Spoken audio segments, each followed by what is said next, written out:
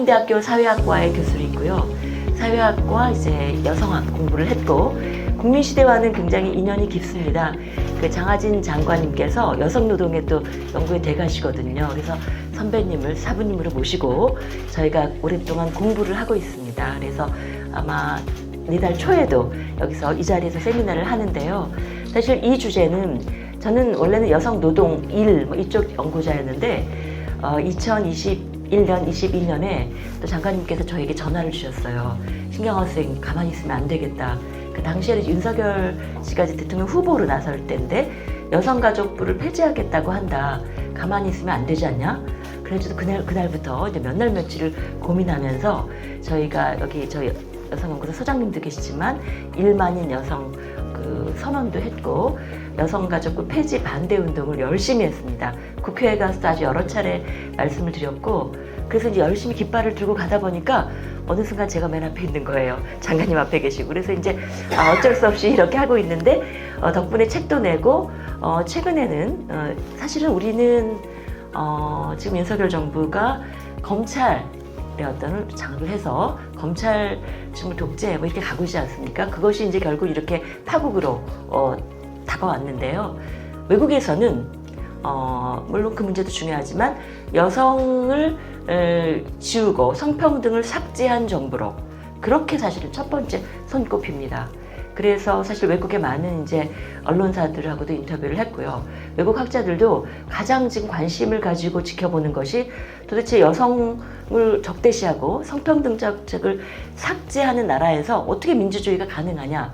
그 민주주의가 지금 땅에 떨어졌죠. 그 어떻게 보면 사필 규정인데 그렇다면 한국의 정부는 이제 새로운 어떤 정부, 한국의 국민들은 그러면 이 땅에 떨어진 민주주의 그리고 땅에 떨어진 삭제된 성평등, 여성 정책을 어떻게 다시 복원하고 더 개선해 나갈 것인가 이런 질문들을 합니다.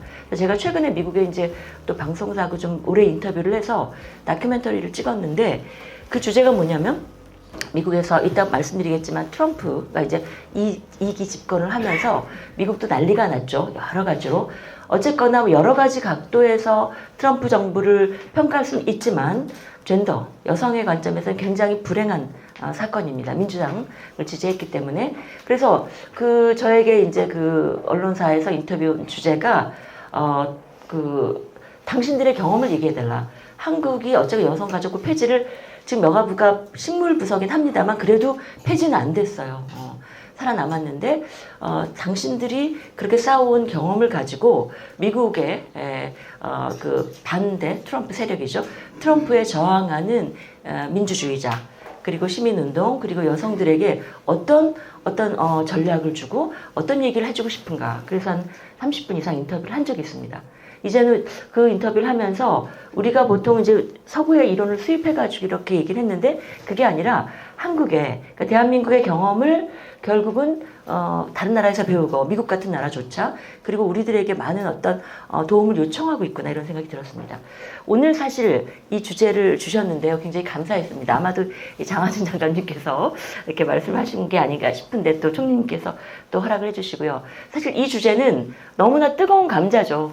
사실은 너무 중요한 문제인데 별로 안 다루고 싶어 합니다. 왜? 이거 잘못 들었다가 너무 폭발성이 강해서 대부분의 정치인들이 이거 잘못하면 정말 본전도 못 건진다. 그래서 피하고 있고 어떤 국회의원은 제가 몇 해 전에 이제 국회에 가서 토론회 하면서 만났더니 민주당 의원인데 자기도 이 주제를 좀 너무 다루고 싶다. 그런데 못하는 이유가 보좌관들이 말린다. 괜히 그렇게 잘못하면 된다. 뜨겁다. 그런데 문제는 이제는 더 이상 미룰 수가 없게 되었습니다. 더 이상 외면할 수도 없는 주제가 되었고요. 그리고 사실은 성평등 정책, 여성 정책을 제대로 복원하는 것이 한국 사회의 민주주의를 다시 또 세우는데 무너진 민주주의를 일으켜 세우는데 가장 중요한 관건이 되기도 한다. 그 말씀을 오늘 드리고자 합니다. 이렇게 하면 될까요? 네. 오늘 생각해 보려고 하는 주제는 이런데요. 저에게 한 55분 정도 시간이 있기 때문에 되게 이런 말씀을 드리고자 합니다. 젠더 갈등이라고 아까 말씀하셨는데 그게 뭐냐. 그리고 지금 전 세계적으로 젠더 갈등이 있습니다. 근데 어떤 나라에서는 굉장히 강하고 어떤 나라는 또 약합니다. 크게 말씀드리면 그것을 부추기는, 아까 총리님 말씀하셨지만 정치인이나 심지어는 유명 연예인 같은 사람들이 자기 어떤 이제 개인적인 이득 혹은 정치적인 표를 계산해서 계속 이것을 부추겨서 젠더 갈라치기라고 하죠. 성별 갈라치기를 하면 그것이 굉장히 뜨거운 이슈가 되고 청년들이 굉장히 갈등이 심해져요. 대표적인 나라가 미국입니다. 물론 트럼프는 그 전략을 가지고 또 제2기 집권을 했죠. 영국도 심각합니다. 그것에 비해서 또 다른 나라들은, 제가 연구하고 있는 스웨덴이나 이런 나라들은 아예 이런 말이 있긴 있습니다만 거의 그렇게 의미는 없어요. 그래서 결국은 뭐냐면 원래 젠더 갈등은 자연스러운 건 아니다. 누군가가 이것을 부추겨서 이득을 얻고자 하는 그 사람들이 있고 결국 이제 그것에 휘말리는 사람들이 피해자가 되고 또 사회가 이제 소란스러워지는 것이죠. 그래서 오늘은 미국이 지금 트럼프가 당선되면서 다시 굉장히 또 좀 복잡해졌어요. 그래서 최근에 미국의 많은 사회학자들이 연구를 하고 있어서 가장 최근에 미국의 소식을 좀 전해드리면서 그렇다면 한국 사회에서 젠더 균열은 어떤 상황인지 보고 특히 이제 젠더 문제는 청년 세대가 지금 청년 세대에 우리가 뭐 저출산 뭐 이런 얘기하지만 일단 미국도 똑같은데요. 얼굴도 안 쳐다보고 밥도 같이 안 먹으려고 합니다. 진짜로. 그러다 보니까 이제 정말 더 멀어지는 거죠. 어떻게 할 거냐. 근데 정치권에서는 이거 잘못 건드리면 괜히 이렇게 그러니까 정치권에서도 가만히 있고 어느 누구도 지금 이렇게 섣불리 이 개입을 하지 못하면서 시간은 자꾸 가고 있다. 그렇게 되면 이제 굉장히 어려워지는 거죠. 그래서 오늘은 우리가 그럼 이 문제에 어떻게 접근해야 되는지 그 말씀을 좀 드리고자 합니다. 빨리빨리 넘어가겠습니다. 뭐 사진을 가지고 왔는데요. 젠더 갈등이 무엇이 문제인가? 사실은 이제 우리 사회에서 젠더 갈등은 이따 잠깐 말씀드리겠지만 여러 가지 방식으로 이루어져 오고 있는데요. 가장 가까이는 이제 강남역 10번 출구에서 청년 20대 여성이 그냥 정말 여성이라는 이유로 이제 살인을 당했고 이때 굉장히 많은 여성들이 밤을 새우면서 이제 고민을 하기 시작했죠. 그리고 그 이후에 서지현 검사, 뭐 그 이전에도 물론 온라인에서 있었습니다만, 미투, 여러 가지 영역에서의 어떤 성폭력, 성희롱 이런 사건에 대해서 여성들이 문제 제기를 하고 이제 각성을 하는 이런 계기들이 있었습니다. 그러면서 더 이제 폭발적으로 최근에 젠더 갈등이라는 것이 나타났지만 사실은 엄밀하게 젠더 갈등이라고 한다면 이것도 시기에 따라서 또 국면에 따라서 좀 달라집니다. 다 똑같진 않아요. 최근에는 이 젠더 갈등의 내용이나 양상이 좀 달라지기 때문에 그 말씀을 드리려고 합니다. 사실 오늘 드리는 말씀은 별로 알려지진 않았는데요. 사실 이제 최근에 우리가 겪고 있는 젠더 갈등이라고 부를 만한 그런 사건의 시작은 1999년에 잘 아시다시피 군복무 가산점제 위헌 판결을 받으면서 폐지되면서 남성들이 이제 굉장히 여기에 대해 분노를 갖기 시작했고 그 이후에 우리 역사에서 가장 성평등 정책에서 황금기라고 할 수 있죠. 2000년대 김대중 노무현 정부에서 호주제 폐지가 있었을 때도 만만치 않았습니다. 그리고 나서 이제 2010년에 이명박 정부 들어서면서 일베나 펜코에서 인터넷 커뮤니티에서 이제 여성 혐오가 확산되었고요. 그리고 이제 2018년부터 하태경, 이준석 이런 사람들이 계속 성별 갈라치기라는 걸 시도했는데 이것이 우리 사회 공론장에서 굉장히 뜨거운 이슈가 되고 많은 사람들이 골치를 아파하게 된 계기는 2021년 4월에 서울시장 보궐선거죠. 이 서울시장 보궐선거에 대해서는 이따가 다시 해석을 좀 하기로 하겠습니다. 그리고 그 이후에 이제 국민의힘 대표로 이준석 씨가 당선이 되고 그리고 나서 2022년 20대 대선에서 윤석열 후보가 여성가족부 폐지를 공약으로 내세움으로써 이제 공적 담론에 아주 등장하고 가장 중요한 이슈가 되었죠. 현재까지도 이건 정치권을 중심으로 한 리뷰입니다만은 여경에 대한 논란이라든가 게임 산업의 여러 가지 집게 손가락 논란 이런 것들은 계속해서 있고 앞으로도 있을 겁니다. 그런데 이것이 이제 하나의 국면이라면 최근에는 또 좀 다른 국면으로 접어들고 있습니다. 이 앞의 국면은 여성 운동이나 여성 정책이 좀 확대되면서 그것에 대해서 청년 남성들 중에 일부가 좀 이렇게 태클을 건다면 지금은 좀 달라졌죠. 지난 이제 그 탄핵 국면에서 청년 여성들이 광장에 나와서 광장의 문화를 바꿔왔고 정말 많은 분들이 이제 굉장히 놀랐고 감동을 했죠. 그런데 이제 이때 나온 얘기가 여성들은 나오는데 왜 남성들은 나오지 않니? 이런 질문. 그리고 우리 청년 남성들은 뭐 하고 있는 거니?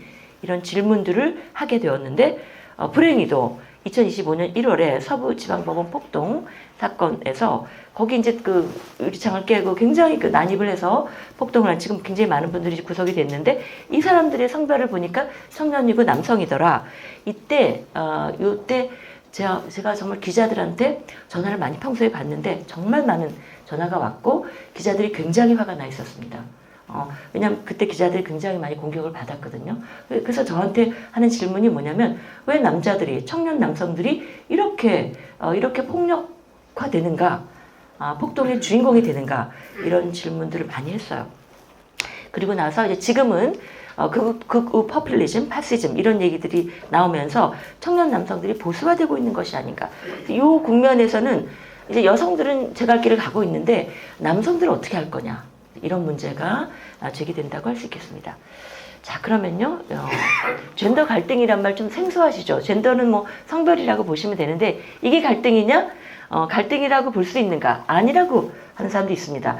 제가 어렸을 때요. 1960년대, 70년대는 여러분 미국에서 왜 먹백 갈등 이런 말이 있었습니다. 인종 갈등. 지금은 인종 갈등이란 말 쓰지 않습니다. 인종 차별이라고 해요. 갈등은 비슷한 사람들끼리 두루 치고받고 하는 거죠. 양비론일 수도 있고. 근데 인종 차별이라고 보는 건 분명히 흑인들이 백인들에 비해서 불평등한 상황에 있고 그 상황을 개선해 나가려고 하는 민주적인 운동이라고 하는 그런 의미가 있거든요. 그런 점에서 젠더 갈등이라고 부르는 건 굉장히 위험한 표현일 수도 있습니다. 똑같은데 얘네들이 양비, 둘 다 문제가 있는데 얘네들이 그냥 싸우는구나. 그것이 아니라 사실은 성불평등, 성차별적인 상황들이 있고 그것을 개선해 나가기 위해서 바꿔나가자고 요구하는 것은 민주주의적인 요구고 그것은 민주주의 운동이 당연히 해야 될 것이죠. 그런 의미에서는 젠더 갈등이라고 부르지 말자는 사람도 있습니다. 그러면 뭐라고 불러야 될까? 여러분 많이 들어보셨겠지만 백래시입니다. 백래시는 뒤에서 탁 치는 거죠. 그러니까 이 사람이 어떤 길을 가고 있는데 앞으로 진보적으로 가고 있는데 등을 탁 쳐서 다시 후퇴시키는 거. 뒤돌아서게 만드는 이런 아주 후퇴, 아주 그 부정적인 공격입니다. 이 백래시는 사실은요, 이제 페미니스트 여성에게도 있었지만 미국의 1960년대에 민주당 정부가 이제 흑인 민권 운동을 기반으로 해서 흑인 인종차별 철폐 법안을 냈어요. 의회에 이제 그 법안을 발의했는데 그때 케네디 암살도 하고 하면서 화이트 백래시란 말이 있습니다. 백인들이 우리가 어떻게 흑인하고 같아지는가? 이건 안 돼. 그래서 화이트 백래시, 백인 정치인들이 인종차별 철폐 법안에 반대해서 굉장히 여러 가지 공격들을 합니다. 그때 화이트 백래시란 말을 했고 그 이후에 사회의 여러 가지 소수자, 사회적 약자 이런 사람들이 제기하는 민주주의 요구에 대해서 이제 요구를 하고 그것이 정치적으로 사회적으로 받아들여져서 그래서 뭔가 사회 발전, 진보가 이루어질 때 그 진보의 등을 쳐서 후퇴시키는 바로 그 흐름을 백래시라고 보시면 됩니다. 그래서 백래시는 결국은 이제 제가 오늘 말씀드리고자 하는 젠더 백래시는 이제 안티페미니스트, 페미니즘에 대한 백래시고요. 이것은 뭐 정확하든 아니든 여성들이 뭔가 성취를 이뤘다. 열심히 해서 민주당 정부 뭐 열심히 해가지고 제도 많이 바꿨죠. 2008년까지. 정말 뭐 여러 가지 제도를 우리나라 역사에 정말 많은 제도를 만들고 성평등 정책을 이제 추진했는데 그 이후에 들어선 이명박 정부에서 완전히 등을 돌려서 뒤로 이제 밀어냈죠. 바로 대표적인 백래시입니다. 그래서 지금 우리는 그걸 젠더 갈등이라고 부르기보다는 사실 백래시다. 이렇게 보시는 게 더 맞고 사실은 여성운동은요. 선생님들 너무나 잘 아시겠지만 1700년대, 1800년대부터 민주주의 요구와 함께 참정권 운동부터 시작해서요. 1차, 2차, 3차, 4차까지 쭉 진행되어 왔는데 이때마다 여성운동이 열심히 이제 여성운동에 참여해서 여성들이 참정권도 얻고 뭐 시민으로서 어떤 동등한 사회권, 뭐 자유권도 얻고 그리고 여러 가지 이제 제3세계 여성들도 뭐 많은 조건이 개선되고 그리고 이제 미투 운동 이런 여성들이 열심히 이제 노력을 해서 실천하고 어떤 성과를 거두는 그 순간에 폭탄이 늘 터져왔다. 이 폭탄이 백래시입니다. 너네 안 돼. 뒤로 가. 과거로 돌려보내려고 하는 바로 이 백래시는 늘 있었다. 자, 계속 가겠습니다. 백래시라는 말은 이제 수잔 팔로디라고 하는 그 미국의 저널리스트가 1990년대 20대 후반에 이 책을 썼는데요. 너무 재밌는 것은 1970년대까지는 우리가 여러분 그 마틴 루터 킹 목사라든가 베트남전에 반대하고 등등 해서 미국에서 시민운동이 활발하고 굉장히 민주당이 여러 가지 개혁들을 했던 시기입니다. 1980년에 여러분 아시다시피 레이건 정부가 들어서면서 아예 10여 년에 걸쳐서 완전히 이제 과거로 퇴행하는 그런 정책들을 써요. 그러면서 정치적인 백래시뿐만 아니라 여성 운동에 대한 백래시도 시작이 됐는데 1980년대면 지금부터 40년 전 아닙니까? 아무리 미국이지만 그때 이런 얘기가 있는 거예요. 아, 여성들이 차별받는 게 아니야. 이젠 남성들이 차별받고 있어. 또 페미니즘 하면 여성들이 이상해진다. 결혼도 못하고 망한다. 그리고 이미 여자와 남자가 평등한데 무슨 정책을 더 하란 말인가. 여러분 많이 들어보셨죠? 지금 우리가 듣고 있던 말을 바로 1980년대에서. 사실은 이것이 미국에서 1990년대에 시작돼서 이제 지금까지도 트럼프가 2기 집권을 하게 되는 그런 상황이고요. 이 백래시는 전 세계를 휩쓸고 있는데 브라질의 어떤 여성학자는 이런 얘기를 합니다. 과거에 우리는 우리라고 하는 건 여성이죠. 우리는 권리를 얻기 위해 싸웠다. 그런데 지금 우리는 그것을 빼앗기지 않기 위해 싸운다. 여성가족부를 위해서 얼마나 많은 노력을 했습니까? 여성가족부를 이제는 지키기 위해서 우리가 더 진도를 나가기는커녕 그런 세월을 2년 반, 3년을 보냈는데 새로운 정부는 이 여성가족부를 어떻게 복원하고 더 제대로 만들어 갈 것인지 고민을 해야 되는데 별로 그런 얘기는 들리지 않습니다. 자, 그래서요. 사실은 이제 백래시 1980년대 팔로디가 이런 얘기를 해요. 적의 얼굴을 알 수 없을 때 사회는 그것을 만들어낸다. 하락하는 임금, 불안정한 고용, 과도한 집값에 대한 걷잡을 수 없는 불안 같은 것들을 공격 대상을 필요로 하는데 1980년대에는 그것이 대체로 여성이었다. 약자를 속죄함으로 만들어서 너 때문이야. 내가 힘든 건 너 때문이야. 내가 취업이 안 되는 건 너 때문이야. 라고 속죄함을 만들었다는 거죠. 자, 이 얘기를 저는 읽으면서 이게 1980년대 미국의 얘기인가요? 저는 우리 바로 한국이 윤석열 정부 또 이준석의 그 메시지에서 바로 이런 얘기들을 끊임없이 전 들었다고 생각합니다. 바로 우리의 현실이기도 하다. 우리의 여성들이 이런 현실 속에서 살고 있다. 그래서 광장에 나올 수밖에 없다. 그래서 이제 여러분 잘 아시다시피 트럼프가 2016년에 1기 집권을 했고 불행히도 다시 지금 집권을 했죠. 그래서 결국 뭐냐면 백래시는 보수주의와 그다음에 보수주의 자체는 그냥 있는 것을 지키려고 하는 건데 리액셔니즘이라고 하는 건 그 이전으로 돌리려고 하는 거죠. 그리고 퍼퓰리즘, 어떤 탈정치적인 대중의 아주 저속한 그 요구들을 따라가는 탈법의 경계를 넘어서는 그런 퍼퓰리즘과 안티페미니즘이 결합한 것이 바로 트럼프입니다. 그래서 그 미국에서도요, 트럼프가 계속 여성들 때문에 너희들이 비참하고 이렇게 살고 있는 거 아니니? 이런 메시지를 계속해서 퍼뜨리고 있는 것이죠. 자, 그래서 이제 한국으로 좀 돌아오겠습니다. 한국에서도 사실 아까 말씀드린 것처럼 일베가 대표적으로 여러분 아시다시피 남성 피해자론, 남자가 피해를 보고 있어 라고 얘기를 하고 있어요. 이 이야기는 이 일베 연구는 김학준이라고 하는 서울대 남성입니다. 남성이 이제 논문을 쓰고 책도 냈어요. 그래서 결국은 뭐냐면 남성들도 역시 경쟁과 불안 속에서 시달려 왔는데 결국 그들도 누군가가 속죄함이 필요한 거죠. 내가 안 되는 건, 내가 취직도 안 되고 결혼도 못하고 뭐가 잘 안 풀리는 건 쟤네들 때문이야. 그 누군가를 찾아야 되는데 그게 자기보다 약자인 사람들. 과거에는 자기하고 경쟁 상대가 되지 않았는데 지금은 자기를 치고 올라가려고 같은 그 사람들, 아직 치고 올라오지 못했지만요. 바로 거기서 이제 이대남 선거 들어왔고요. 이따 서울시장 선거는 다시 한번 말씀드리겠습니다. 그래서 이건 제가 쓴 책인데요. 한국의 그 백래시 상황을 정리를 해서 지금은 많은 사람들이 보고 이제 백래시가 청년 남성과 여성이 싸우는 문제가 아니다. 이건 정치권이 철저하게 이거는 전략으로 가지고 들어와서 청년 남성과 여성을 괴롭혀왔다라고 제가 그렇게 썼고 많은 분들이 그렇게 말씀하고 계십니다. 이제 넘어갈게요. 그래서 뭐 여기 보시면요, 이제 역사적으로 보면 1990 뭐 증명은 너무나 여러 가지 방식이 있는데 1999년부터 2000년대 초반까지 보시면 이게 이렇게 만약에 이것이 자연스러운 청년들의 자연스러운 현상이라면 이렇게 가죠, 이렇게 가면 자연스럽게. 근데 들쑥날쑥한 건 뭐냐면 이명박 정부의 등장, 그리고 박근혜 정부에서 군가산점제 다시 하자고 하고, 이렇게 하태경 씨가 또 군가산점제 얘기하고 여가부 공격하고, 그 다음에 이제 이준석의 등장. 이런 정치인들이 결국 그것을 전략으로 끌고 나올 때 백내 씨가 이제 터지는 것이죠. 자, 두 번째는 이제 미국 말씀 좀 드리겠습니다. 최근에 미국이 지금 어떤 상황이 있는가? 제가 가던 날이 장날이라고 목소리가 이래서 너무 죄송합니다. 잘 들리시나요? 네. 사실 이제 청년들이 이렇게 남성 여성으로 나뉘어져가지고 싸우는 걸 영어로는 젠더 디바이드, 젠더 컨플릭트라는 말은 사실 없습니다. 그런 단어는 없습니다. 그냥 한국에서 그렇게 하는 거고요. 그래서 이제 영어식 그 표현은 되게 영어로 논문을 서구의 학자들이, 동양의 학자들도 많이 쓰니까요.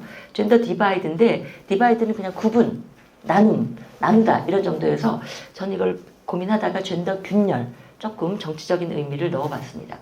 젠더 균열이 지금 미국에서 어떻게 가고 있는가? 문제는 이게 청년들이 싸우는 것이 이제 청년들의 싸움으로 끝나지 않고 정치판을 이제 흔들고 있는 거죠. 정치의 판세를 흔들고 지각 변동을 가지고 온다. 자, 이런 얘기를 하고 있습니다. 과거에는 이건 제가 지금 갖고 온 논문은 2024년 가장 최근의 논문들입니다. 미국에서도 이것은 굉장히 새로운 현상인데요. 연구인데요. 과거에는 청년들은, 제가 여기서 20대 청년입니다. 18세에서 29세. 20대 청년들은 사실 투표를 열심히 안 했어요. 미국에서. 그래서 과거에는 굉장히 주변적이었어요. 근데 지금은 청년들이 왜 어떤 이유에서인지 미국에서 20대 젊은 청년들이 열심히 투표에 참여하기 시작하고, 그래서 이 사람들의 투표율이 굉장히 중요해지기 시작했는데 거기서 젠더 디바이드, 젠더 격차가 나타나기 시작했다. 미국에서도 20대 청년 여성들이 민주당을 지지합니다. 근데 보니까 그게 언제부터인가 보니까 아까 말씀드린 백내 씨가 나타났을 때부터 지금까지 조금씩 더 민주당 쪽으로 기울어져 왔고, 지금은 압도적으로 민주당으로 이제 투표를 하는데, 왜 이렇게 바뀌었을까를 보니까 그냥 민주당이 좋아가 아니라 나는 평등하게 살고 싶어. 말하자면 페미니즘, 그러니까 여성과 남성은 평등한 권리와 책임을 가지고 있다. 이 정도가 페미니즘인데요. 이런 페미니즘과 가부장제에 반대하는, 여성과 남성이 동등하게 살아야 된다라고 하는 게 반대하는 가치겠죠. 이런 것들을 수용해 오면서 여성들은 점점 성평등 의식이 높아지면서 동시에 민주당에 투표를 하게 되었다는 거예요. 그런데 남성들은 어떠냐? 남성들은 그대로 어떤 성평등 인식의 변화가 없는 거예요. 사실 변하기 어렵죠. 왜냐하면 내가 갖고 있는 지위를 내주기 싫으니까. 그대로 정체되어 있다 보니까 정치적으로도 오히려 여성들한테 밀린다. 오히려 민주당이 집권하면 여성들에게 너무 잘해주고 남자들은 밀리는 것 같아. 그래서 오히려 사회적 변화에 저항하면서 백래시 흐름에 동조하거나 가부장적 가치를 계속 옹호하는 극우 보수주의로 가더라.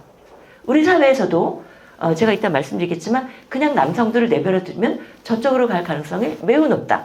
근데 지금 민주당은 어떠냐? 못 건드리고 있는 거죠. 이 문제를. 건드리셔야 합니다. 태클을 거셔야 돼요. 이 상황을 반전시켜야 합니다. 오늘 그 말씀을 드릴게요. 이 그래프가 좀 복잡한데요. 간단하게 그냥 설명만 들으시면 됩니다. 미국에서 1999년부터 최근까지 갤럽의 조사를 보니까요.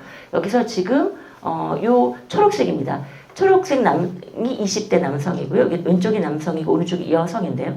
민주당 지지율이 어떻게 변화했는가를 보면 뭐 전체적으로 이렇게 큰 변화가 없죠. 남성은 그래도 청년들이 민주당을 조금 더 지지하는 것 같습니다. 과거에. 그러다가 지금 어때요? 청년들이 떨어져 나가서 이제는 거의 별 차이가 없어졌어요. 다른 연령대보다. 왜?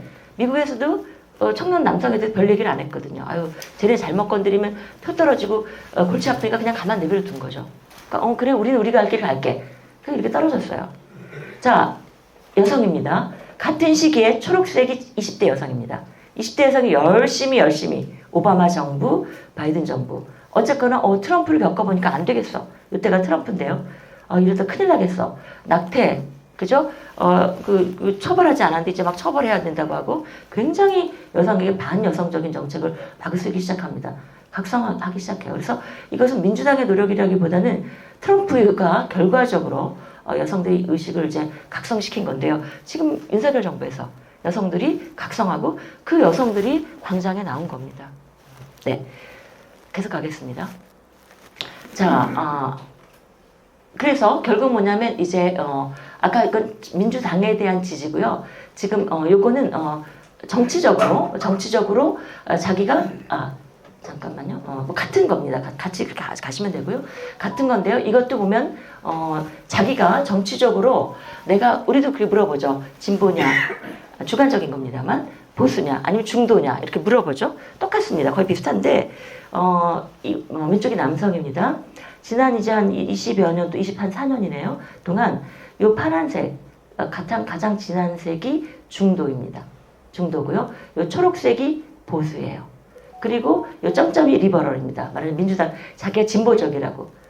보시면은요, 남성들 20대 남성만 했는데 가만 내버려두면 이 진보가 제일 적어요. 큰 변화는 없습니다만 보수가 제일 많습니다. 보수가 중도가 제일 많고요, 모더레이트.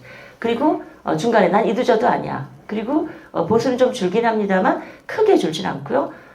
여전히 리버럴, 난 진보야. 별로 늘지 않습니다. 내버려두면 이렇게 돼요. 역시 청년 여성입니다. 청년 여성을 보시면 컨서버티브, 보수는 많이 줄었죠. 트럼프의 효과입니다. 그리고 페미니즘 효과고, 그러면서 아까 말씀드린 것처럼 여성들은 리버럴, 나는 진보야 라고 생각하는 사람들이 2016년 이후에 트럼프 1기 때 대폭 늘었죠. 바로 이것이 정치적인 효과입니다. 이제 미국에서 민주당은 여성들이 가장 중요한 이제 투표, 지지자가 된 것이죠. 자, 그러나 남성들은 내버려뒀기 때문에 아무 얘기 안 하고 내버려뒀기 때문에 아무것도 건진 게 없어요. 이 사람들이. 계속 갑니다. 이건 뭐 이제 허버드에서 최근에 한 조사인데요. 허버드 대학에서 이것만 보시면 됩니다. 이 남성과 여성이 20대, 지금 제가 말씀드린 건 다 청년입니다. 청년들이 너는 어떤 문제가 가장 걱정이 되니? 라고 물었어요. 여기 보시면 순서대로 보시면 비슷하긴 합니다. 비슷하긴 한데 남성들은 인플레이션, 의료, 주택, 민주주의, 취업 문제에 관심이 있는데 여성들은 인플레이션, 총기 폭력, 그리고 재생산, 낙태를 불법화했기 때문에 이런 문제에 고민하고 있습니다. 결국 이제 미국의 민주당 같은 경우는 그냥 아무 성인지적인 관점이 없이 그냥 가면 이 여성들의 요구를 받아들일 수도 없고 또 여성들의 지지를 계속해서 유지할 수도 없을 겁니다. 그렇기 때문에 일반적인 문제뿐만 아니라 이 여성들의 요구를 어떻게 적극적으로 의제화할 것인가, 이제 이런 고민들을 하고 있겠죠. 하고 있습니다. 자, 그래서 또 한 가지 뭐 아까 말씀드렸지만 이 정당의 지지와 젠더 정체성에서의 개방성인데요. 여기는 이제 민주당이고 여기는 공화당. 이거 이제 뭐 자기가 특별하게 정체성을 갖고 있지 않은 사람인데요. 정치적인. 민주당에서 뭐 이런 질문들을 보면 민주당 청년들이 가장 성평등한 의식을 가지고 있다. 공화당은 굉장히 보수적이에요. 그러니까 여러분 제가 드리는 말씀은 한국 사회에서 성평등 수준을 높여간다면 민주주의적인 인식도 높아갈 것이고 결과적으로 그 사람들이 결국 민주당으로 모일 것이다. 그 청년들이 그런 말씀을 아주 드릴 수가 있고 이것을 다각도로 현재 우리가 구할 수 있는 여러 가지 데이터를 가지고 보여드린 것입니다. 한국의 민주주의 수준을 높여가기 위해서도 마찬가지가 되겠죠. 그래서 결국 뭐 이 수많은 지금 데이터인데요. 나중에 보시면 되겠지만 이것도 결국 뭐냐면 남성이고요, 여성인데요. 과거에 이건 최근이네요. 최근 이제 그 바이든 정부죠. 바이든 정부 때 그 민주당 지지를 했다가 리퍼블리컨으로 공화당으로 빠져나간 사람들. 그러니까 과거에는 민주당 지지였는데 점점 이제 빠져나가군. 근데 오히려 여성들은 더 늘어나는 거죠. 그래서 결국은 이제 이 젠더 간의 격차가 계속 커지고 있다는 말씀을 드리겠습니다. 자, 그러면 아까 이런 말씀 드렸죠. 그냥 여성과 남성은 당연히 여성은 성평등 수준을 높이자고 할 거고 남성은 뭐 좀 성평등에 관심 없어 이렇게 나올 텐데 그거하고 민주주의하고 무슨 관계가 있니? 라고 할 때 이 조사를 보시면 하버드에서 나온 청년 조사를 보시면 이 질문들은요. 의료라든가 또 기후 환경 문제라든가 또는 빈곤, 퇴치 이런 정책에서 2020년부터 2024년 동안에 얼마나 이것에 대해서 지지하나, 동의하는가를 물었어요. 보시면 다 이제 그러니까 뭐 복지라든가 환경 이런 정책들이죠. 좋은 정책들이죠. 남성을 보면 2020년부터 4년 동안 더 줄어듭니다. 더 보수적으로 변해요. 굉장히 보수적으로 변해요. 여성은 어떻습니까? 더 늘어납니다. 무슨 얘기냐? 결국 미국을 봐도 성평등 의식과 민주주의 의식은 같은 방향으로 간다. 우리가 우리 사회를 더 민주적으로 만들려면 어떻게 하면 될까요? 성평등 수준을 높이면 됩니다. 사람들이 가지고 있는 성평등 의식을 높이고 그것을 정책화해서 그 정책의 체감도를 높이면 사람들이 갖고 있는 민주주의적인 열망, 욕구도 높아지고 그것이 결국은 민주당에 대한 지지 혹은 민주 세력에 대한 지지로 나올 것이다. 이런 얘기들을 지금 학자들이 하고 있습니다. 자, 그래서요, 미국 얘기는 마지막으로 조금 말씀드리면요.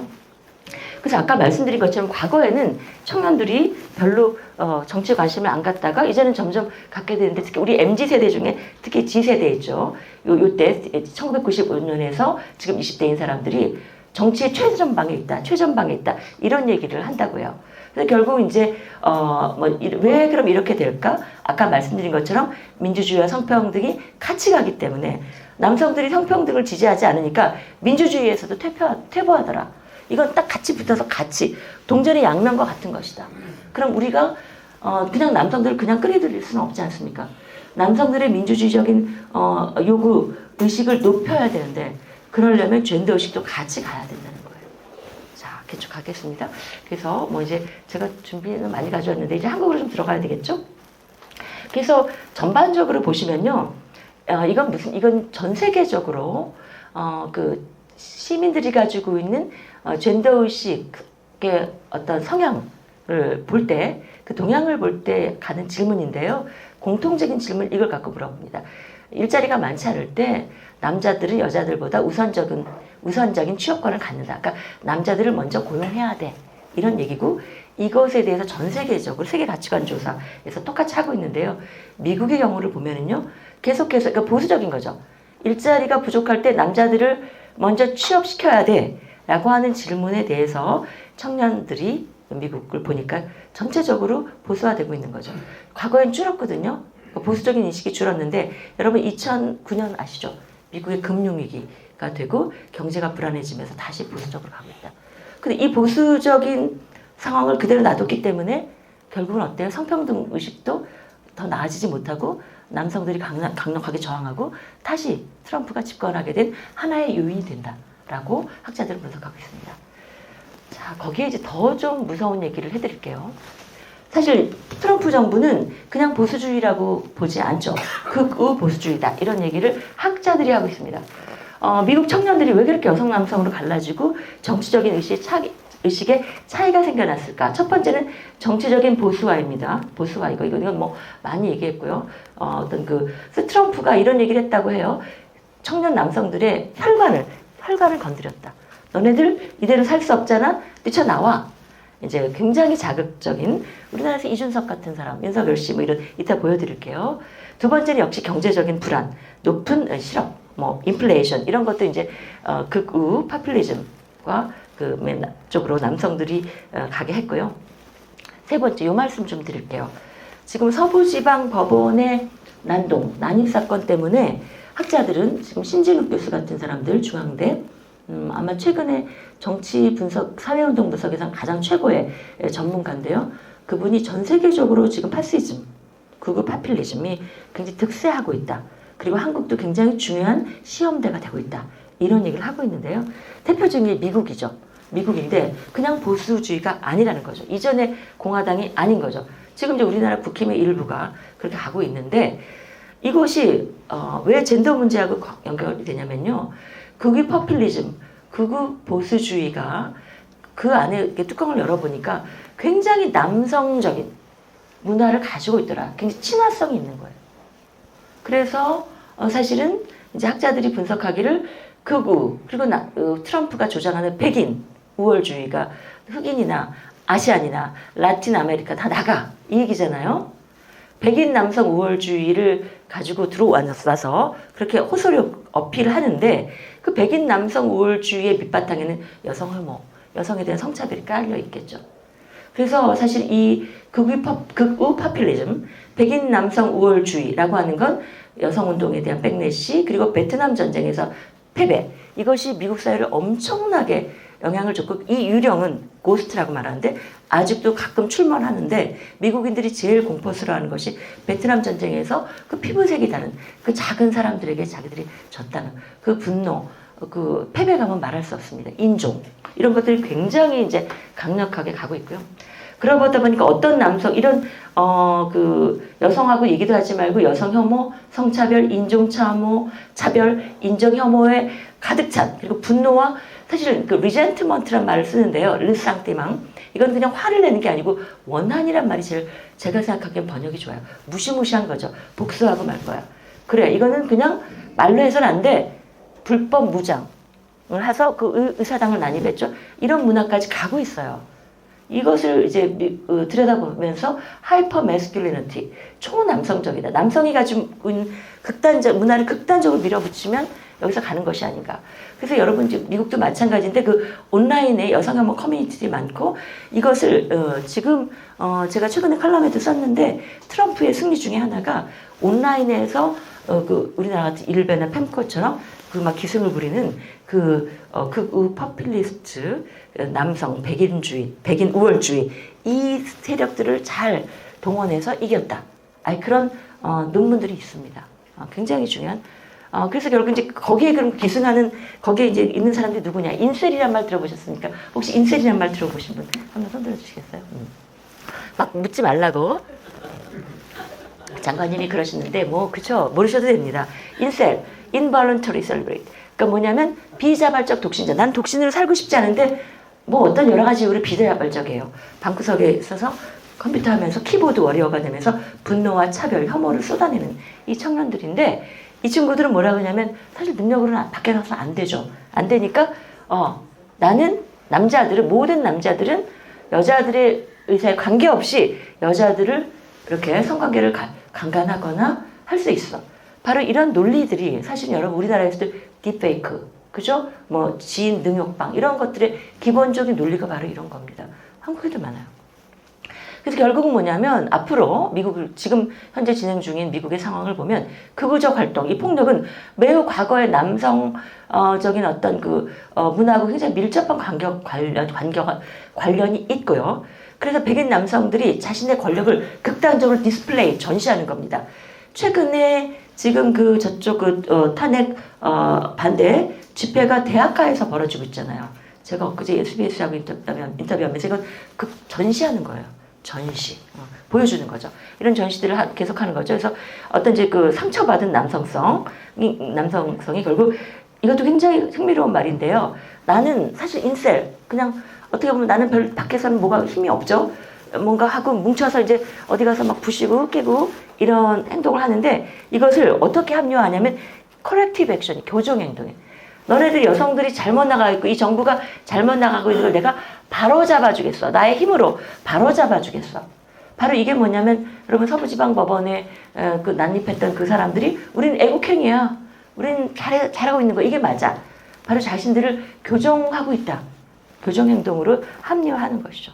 그래서 결국 뭐냐면 이제 이런 것들이 우리 이번에 서부지방법원에서 드러났지만 앞으로도 계속 할 것이다. 여러분 이번에 이화여대 앞에서 그 시위한 남성, 신남성연대죠. 동덕연대. 바로 이런 멘탈을 가지고 이런 감정과 이런 논리를 가지고 있는데, 그냥 내버려 두실 겁니까? 그냥 두면은요 더 커질 겁니다. 무장할 수도 있어요. 미국처럼. 미국은 더군다나 총기 소지가 자유로우니까 더 하겠죠. 그래서 결국은 뭐냐면 결국 제가 오늘 또 말씀드리고자 하는 거, 이분법적. 여러분 젠더 하면은 젠더 갈라치기, 성별, 여자 남자가 나눠서 싸운다. 항상 그 틀로 보는 거죠. 제가 드리고자 하는 말씀은 이분법적 젠더 인식을 버리자, 깨뜨리자. 그 말씀을 드리고자 사실 오늘 왔어요. 사실 청년들의 문제가 제로섬이냐, 파이를 늘리기 위해서 지금 노력하지 않습니까? 총리님 좀 아실 때 파이를 늘리기 위해서 노력하시잖아요. 이것 뺏어서 너에게 줄게. 그렇게 정치하지 않습니다, 민주당. 근데 왜 자꾸 제로섬으로 만드는가? 제로섬이 아니라는 거거든요. 그래서 결국 뭐냐면 이제 이렇게 가고 있고요. 그래서 결국은 미국의 상황입니다. 이런 이유들로 해서 지금 어떻게 되냐면 미국의 청년들은 남성들은 역주변화. 과거에는 여성이 주변하고 자기가 주류였는데 이제는 거꾸로 됐다. 리버스. 거꾸로 돼서 내가 비주류가 됐어. 이런 식을 마구마구 불러일으키는데 그게 결국 뭐냐면 정치가 바로 그런 인식을 넣는다는 거죠. 자, 요 말씀을 드릴게요. 그러면 이거 어떻게 해야 되니? 청년 애들을 무슨 말만 하면 화를 내고 폭발하는데 제가 보기에 그러니까 이건 미국의 상황인데 이건 요 해석은 접니다만 제가 했습니다만 한국하고 비슷해요. 뭐냐면 청년 여성들은 성평등 민주주의 의식을 받아들이면서 그냥 나아가고 있습니다. 그냥 가면 돼요. 그렇게. 근데 문제는 남성이 문제예요. 가지 못하고 있고 여성하고도 격차가 있고 그렇게 이제 화가 난 거죠. 그런 상황을 저는 이중적 구석이라고 부릅니다. 하나는 성평등 사회로 가는 게 싫어요. 내 지위가 여성들이 앞으로 나가니까 상대적으로 내가 뒤로 밀려나가는 느낌이 들어요. 뒤로 밀려나는 느낌이 들죠. 요거 이해가 되시죠? 두 번째는 근데 왜 화를 내냐면 이런 거죠. 내가 왜 화가 나냐면 사실은 내가 전통적인 가부장적 규범 남자는 출세해야 돼. 남자는 키가 커야 돼. 요즘 키 갖고 논쟁 많죠. 키가 커야 돼. 학벌이 좋아야 돼. 출세해서 돈을 많이 벌어서 능력 있는 생계부양자가 돼서 가족을 부양해야 돼. 이런 가부장적인 젠더 규범이 있고 이것에서 벗어나지 못하죠. 얘네들은 성평등 의식이 없으니까. 그러니까 한편으로는 성평등 사회가 로 나가는 것이 싫어요. 두려워요. 그렇지만 나는 또 어디에 엮여있냐면 전통적인 가부장적 규범에서 얽매여서 내가 잘난 정말 그 성공한 남자가 되어야 되는데 나는 그렇지 못하거든요. 그러니까 정말 분노에 가득 차는 거죠. 이것이 이중적 구석입니다. 이 문제는 어떻게 풀면 돼요? 이 친구들이 전통적인 가부장적 규범, 그 시대는 지났어요. 그것을 버리고 성평등한 인식을 가지면 돼요. 그래, 여자, 남자 같이 벌고, 요즘엔 뭐, 여자가 더 많이 벌 수 있고, 그죠? 남자 같이 아이 키우고, 똑같이 하면 되지. 왜 남자가 키도 커야 되고, 돈도 많이 벌어야 되니? 그 규범을 깨면 됩니다. 근데 그 규범에서 깨어나지 못해요. 왜? 우리 사회가 그런 거 잘 안 하거든요. 정치인들이 그런 모습을 잘 안 보여주시거든요. 국회에서 그런 얘기 잘 안 하거든요. 그래서 사실은 이 이중적 구석 상황을 깨뜨리는 것이 청년 남성을 좀 더 민주적인 의식을 갖게 하는 것이고 그것이 결국은 우리 사회의 방향이라고 저는 봅니다. 네. 그래서 이제 미국의 상황에서 얻은 결론입니다. 결국 뭐냐면요. 그런데 이런 얘기를 하죠. 그런데 청년 남성들한테 너 뭐 성평등 교육 받아야 돼. 너 뭐 성평등하게 지내야 돼. 뭐 이러면 뭐 화를 내고 또 분노하고 막 이렇게 폭력적으로 나오잖아요. 그래서 저희들이 연구를 해보니까 두 가지 가설이 있더라고요. 우리 사회 같으면 이제 김대중 노무현 정부 이전에 가정폭력, 성폭력법 이런 게 없을 때는 어떤 사회적 영역이든 어떤 사회든 굉장히 그 가부장적 사회에서는 여성에 대한 폭력이 심각하죠. 가정폭력도 심각하고 성폭력도 심각합니다. 근데 또 거기서 벗어나려고 여성운동을 마구 해요.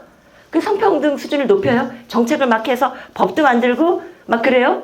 그럼 어떤 백래시가 또 와요. 안 돼! 그리고 또 막 몰고 갑니다. 그럼 어떻게 해야 돼? 지금 우리나라의 그 정치인들이 이런 상황인 것 같아요. 말씀을 들어보면 그래 좀 성평등한 사회를 만들어야 돼. 아직 뭐 여러분 교제살인 이런 거 그죠? 아직 법도 굉장히 맹점이 많거든요. 이런 거 다 스토킹법도 다 바꿔나가야 되고 해야 돼. 가정폭력도 굉장히 이제 고칠 게 많습니다. 해야 돼. 근데 그런 제도 만들고 법 만들면 계속 좌표 찍어가지고 계속 공격을 당하니 어떻게 해야 되니? 자, 연구를 해보니까 이렇더라고요. 초기에는 성평등 정책을 만들고 그것을 집행해 나가면 초기에는 분명히 반발이 있어요. 백래시 효과. 그러나 일정한 수준을 티핑 포인트라고 하죠. 뚜껑을 탁 열리면 티핑 포인트 전환점이 지나가면 달라진다는 겁니다. 평화가 온다는 거예요. 스웨덴 같은 나라. 우리도 남성들이 뭐 그 성평등에 대해서 거부하는 남성은 일부입니다. 많아야 25에서 30%예요. 그 친구들 때문에 두려워서 민주당에서 성평등 정책을 말 안 하고 정책을 안 한다? 그럼 영원히 이대로 갈 수밖에 없어요. 남성들은 더 보수화가 되겠죠. 그게 아니라 초기에는 반발이 있고 힘들어도 그것들을 계속해 나가면 티핑 포인트가 오고 그것을 넘어서면 평화로워질 거라는 거죠. 그 티핑 포인트를 넘어서셔야 돼요. 지금은 어때요? 저희가 보기엔 시작도 안 하는 것 같습니다. 민주당에서 성평등을 최근에 안 하잖아요. 자, 그래서 그것이 저는 이제 뭐냐면 젠더 퍼퓰리즘, 한국 사회도 마찬가지예요. 이 김지민 선생님들이 쓴 논문을 보면 젠더 10분 정도 남았네요. 퍼퓰리즘입니다. 뭐냐면 젠더 이분법을 막 가지고 들어와가지고 막 그걸 가지고 이제 그 진실인양 떠들면서 아무것도 안 하려고 하는 거죠. 자, 제가 하나 말씀드릴게요. 민주당을 포함해서 정치권 또 우리 사회 많은 언론들이 이준석 씨한테 속아왔다. 어떻게 속아왔는가? 이 김지민 이 논문에서 보면 그 2023년이죠. 그 2021년부터 2022년까지 윤석열 씨와 그 이제 대통령 되기 전이죠. 이준석 씨의 그 페이스북 이때 한창 대표를 가고 대표가 되고 국힘 그리고 대통령 후보로 나서고 대통령 선거하고 이럴 때이기 때문에 굉장히 이제 여성가족부 깨기에 정말 혈안이 되었던 그 시절입니다. 자, 이때 어떻게 이준석의 말하자면 전략에 말려들었나 민주 진영이 자. 보시면요, 이 2021년 4월 7일 서울시장 재보궐 선거가 있었습니다. 이때는 사실 여러분 아시다시피 서울시장 재보궐 선거에서는 민주당의 오류로 만들어진 거예요. 박원순 시장께서 그런 사건으로 돌아가셨기 때문에 보궐선거를 하는 겁니다. 그러면 국민들의 감정이 좋을 수가 없어요, 시민들이. 그렇기 때문에 거기서 그 상황에서 민주당이 후보를 내는 것도 굉장히 고민이 많았고 민주당이 될 거라고는 사실 기대하기 어려웠습니다. 그런데 어때요? 민주당이 졌어요. 그때 그래서 근데 그것을 이대남 이대녀 그때 이제 KBS 조사 여러분 제가 더 말씀 안 드려도 되겠죠? 이대남 이대녀라는 갈등이 있었고 이준석 씨가 그리고서 이대남들이 강력하게 지지해줘서 민주당이 진 거다. 사실은 서울시장 선거는 그 보궐선거는 민주당이 저는 질 수밖에 없었다고 생각해요. 전략. 당시에는 어쩔 수 없습니다. 그런데 그것을 민주당의 실책이 아니라 이대남을 못 잡아서 그래. 이대남이 이대녀를 물리쳐서 그래. 라고 하는 이대남 때문에 졌다고 생각하는 거죠. 이렇게 이준석이 해석을 했고 이준석 씨가 이렇게 해석을 하고 이게 퍼져나고 온 언론에 다 실려서 결국은 이대남은 그 이후에 대통령 선거의 향방을 가를 수 있는 주체로 되면서 과잉 대표가 되는 거예요. 지금도 그렇습니다. 저를 포함해서 많은 학자들, 대부분의 학자들은 우리 사회에서 이대남이 그렇게 정치적인 영향력을 갖지 않는다. 근데 누구만 정치권만 두려워한다. 왜? 이준석의 프레임에 말려든 거죠. 그래서 말려들지 마시라. 그래서 이제 그 말씀을 드릴게요. 대표적으로 요겁니다. 이 그림이 아주 상징적이에요. 여성가족부 폐지라는 공약을 그 2021년 1월 7일인가 딱 냈죠. 요 그림을 보면 사실은 이제 이때 이거는 그 병사 월급 200만 원 해주겠다고 이런 겁니다. 어떤 대통령 후보가 군인들 고생하니까 병사들 200만 원까지 월급 올려줍시다. 그건 할 수 있는 거죠. 예산 필요하고 하다면. 근데 그게 왜 여가부 폐지하고 같이 엮어야 됩니까? 그 여가부하고 아무런 관계가 없습니다. 그쪽 군인들의 월급을 올려주고 뭐 복무 기간을 단축해주고 군 복무 환경을 개선해주고 이건 저희 같은 여성학자들이야말로 가장 열심히 주장했어요. 근데 그거를 뭐에 대립시켜요? 여가부 폐지하고 왜 대립시킵니까? 이 영상 자체가 기사도 이렇게 나요. 그리고 윤석열 씨가 그런 말을 계속 하고 다닙니다. 저기 성인지 여러분 성인지 예산이니까 정말 거짓말 30조 해가지고 병사 월급을 못 준다. 또 여가부 예산이 너무 들어가서 군인들의 대우를 잘 해줄 수가 없다. 여가부 예산 얼마 된다고요? 이건 연결되는 문제가 아닙니다. 근데 이 틀의 상상 보세요. 어떤 얘기를 하면 항상 그래 남성 얘기하면 그래 여성 얘기하면 항상 남성. 그래서 어떤 이분법적인 젠더 프레임에 갇혀 있어요. 이건 이준석과 윤석열이 만든 그런 프레임이고 그 젠더 이분법적인 프레임에서 남자들 너무 불쌍해. 여기서 여가부 알 수 없지만 여가부는 뭘 하는지 모르겠고 돈만 쓰고 군인들 가서 애써서 고생하는 군인들 200만 원도 못 준다는 게 말이 돼? 이런 서사를 끊임없이 만들어내왔죠. 이준석과 윤석열이. 자, 그리고 이제 여가부는 공공의 적이 돼요. 그러면서 공정하지 못한 대표적인 상징이 되고 이제 역차별의 상징이 됩니다. 자, 어때요? 젠더 이분법이 극대화져요. 누구의 전략? 이분법과 국힘이 표를 얻은 이분법과 윤석열과 이분법의 전략에 말려 들어간 거예요. 누가? 민주 세력이요. 자, 그래서 이제 넘어갑니다. 이거 넘어가고요. 그래서 그러면 이제 청년 세대가 마지막으로 가기 전에 청년 세대가 한 3분 정도만 말씀드리고 야 정말 평등하니? 제가 연구를 해봤는데요. 이건 뭐냐면 딱 보이시죠? 같은 그래프예요. 여성과 남성의 생애 기대 임금 구조입니다. 내가 여자로 노동시장에 나가고 남성으로 노동시장에 나가면 내 나이가 20대부터 이렇게 갈 때 50대까지 갈 동안 내가 어느 정도 기대 임금을 평균적으로 받을 수 있니? 가장 위가 최근입니다.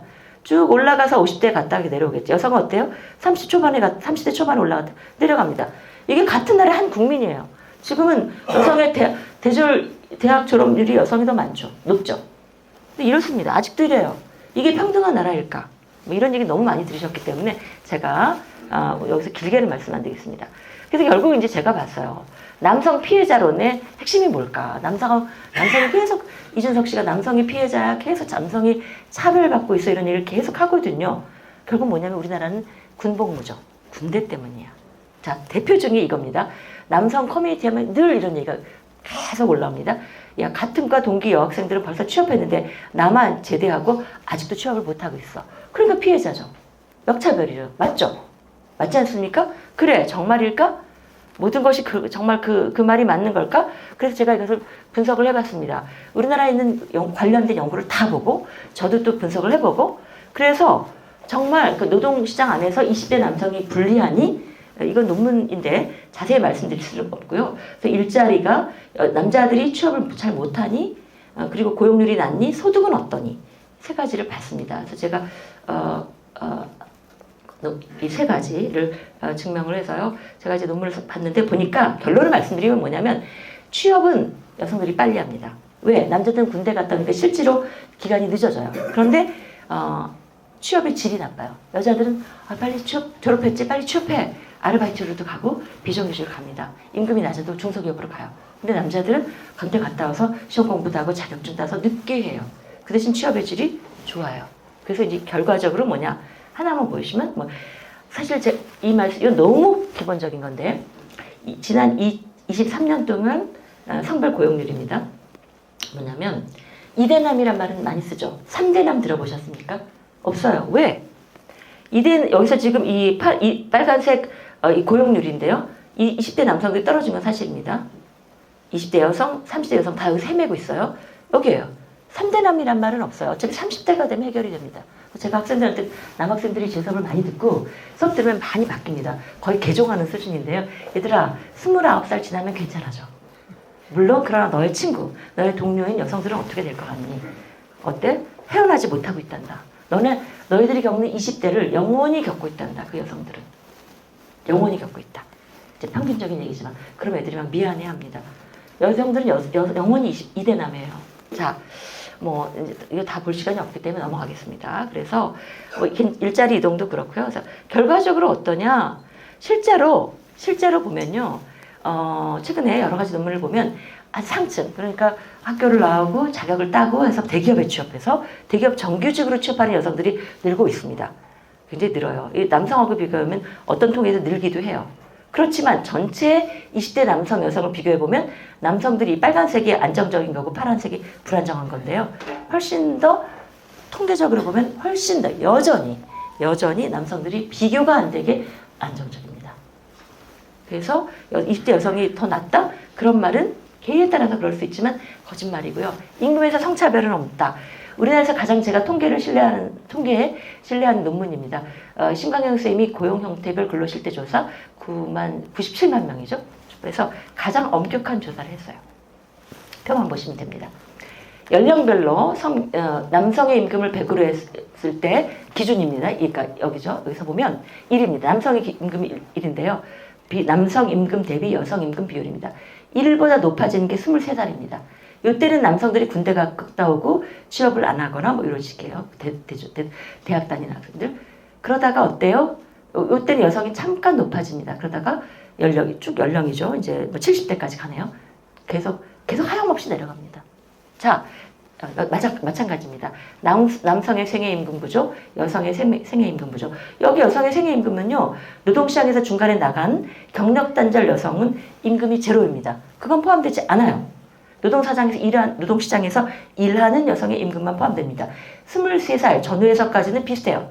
그 다음 지나면 이렇게 차이가 납니다. 남성의 임금, 여성의 임금. 도저히 따라갈 수 없어요. 10년, 20년, 30년, 30년 이상, 저는 한 60년 걸릴 거라고 생각합니다. 자, 차별, 그러면 여성들이 능력이 없고 어쩌고 그런 거냐? 차별이냐? 신강영 선생님의 분석에 따르면 성별 임금 격차의 45.2%는 그 사람이 가지고 있는 개인적인 뭐 학벌이라든가 학력, 경력, 또 그 사람이 대기업에 취업해 있니, 중소기업이니, 이런 그 사람이 갖고 있는 인적인 구조적인 속성을 다 넣어도 설명되지 않는 것이 45.2%예요. 이 중에 상당 부분은 차별의 결과일 것이라고 신강영 선생님은 결론 내리고 있습니다. 이게 지금 대한민국의 현실입니다, 여러분. 자, 그래서 이게 빨간 게 차별인데요. 이 20대니까 차별이 적죠? 이제 30대가 되면 결혼하고 아이 낳고 하면서 마음이 들여. 결혼했잖아요. 다니는데 그냥 비정규직으로 다녀. 그리고 뭐 승진할 필요 없잖아. 그냥 적당히 회사 다니면 되지 뭐. 이렇게. 이게 바로 차별의 양입니다. 자, 그래서 이제 이런 얘기는 뭐 너무 많이 들으셨기 때문에 넘어가고요. 이제 그럼 어떻게 할 거냐? 3분 남았네요. 끝났네요. 우리나라는 얼마나 성평등한가? 이거는 그 세계 가치관 조사인데요. 여기 보시면 이제 5년에 한 번씩 조사를 하는데요. 마이너스 100은 평등이고요. 100은 불평등입니다. 숫자를 보시면 한국은 9 정도 나온대요. 요 시기에. 7차, 그러니까 세븐스 웨이브인데요. 한국은 플러스 7입니다. 그러니까 상대적으로 0이 중간이라면 보수적인 나라예요. 자, 일본 마이너스 42 납니다. 이 조사를 믿어야 될지 모르겠으나 7차까지 하는 거니까 8차 지금 하고 있는데 이래요. 우리나라가 비슷한 나라들이라고 생각하는 인도는 이죠? 33이죠? 무서운 나라. 한국이 이렇습니다. 한국은 보수적인 나라예요, 여러분. 평등한 나라가 아닙니다. 주관적 인식조차도. 자, 아까 말씀드렸죠? 이제 그럼 청년 남성들이 그렇죠. 우리가 청년 남성 성불평등이 있고 남성들이 뭐랄까 여러 가지 공격적으로 나올 수도 있고 굉장히 보수화되고 있는데 그럼 어떻게 해야 돼? 그럼 말 잘못하면 청년 남성들이 민주당 안 찍으면 어떡하니? 사실은 구본상 선생님 같은 경우도 사실은 과잉 대표화됐다. 20대 남성을 지나치게 두려워한다는 거예요. 그러니까 결국 뭐냐면 여기 보시면요. 2022년 대통령 선거에서 성 연령대별 투표율입니다. 실제로 투표율이 얼마나 높았냐 낮았냐. 남성 빼기 여성은 20대 후반으로 다 마이너스예요. 전체 20, 30대 다 여성의 투표율이 높아요.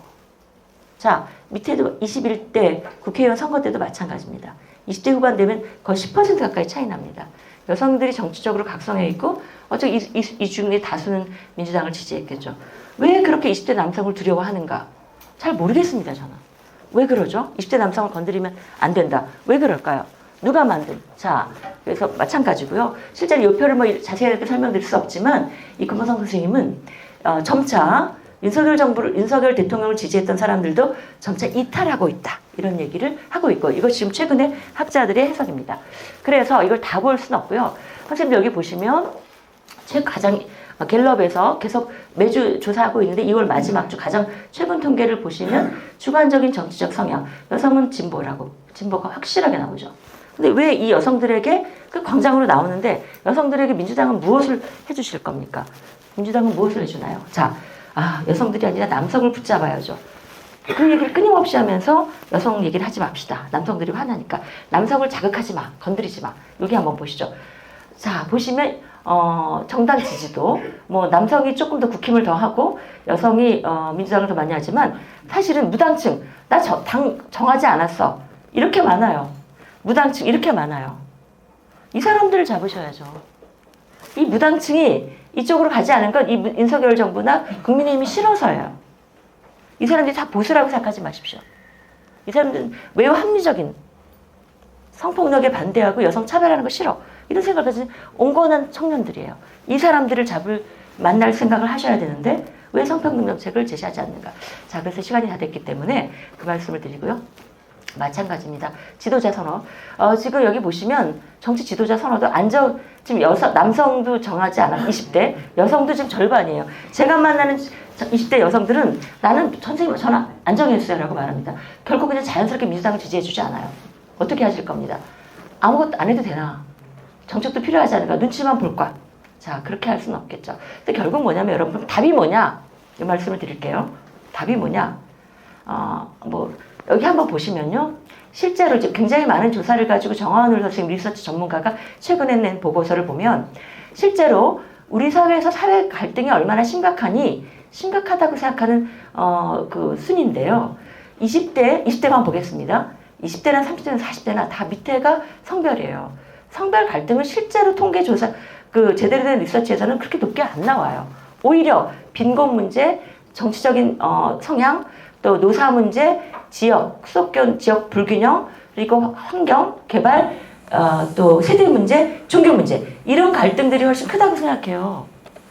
이 청년들의 조사는 젠더 갈등이 제일 미칩니다. 제가 이 얘기를 수도 없이 했거든요. 근데 이렇게 이제 부추겨가지고 이렇게 튀어나오지만 일상적으로는 그렇게 튀어나올 이유가 없는 거죠. 문재인 정부 들어서서도 사실은 젠더 페미니즘 때문에 안 됐다고요. 제가 FM 코리아 그때 열심히 들어가서 봤거든요. 나는 페미니즘이 싫어서 민주당 안 뽑았어. 10위쯤 돼요. 10위. 제가 다 들여다봤습니다. 앞에 훨씬 다른 갈등이 심하다는 걸 압니다. 마찬가지예요. 그래서 결국 이제 답을 드리겠습니다.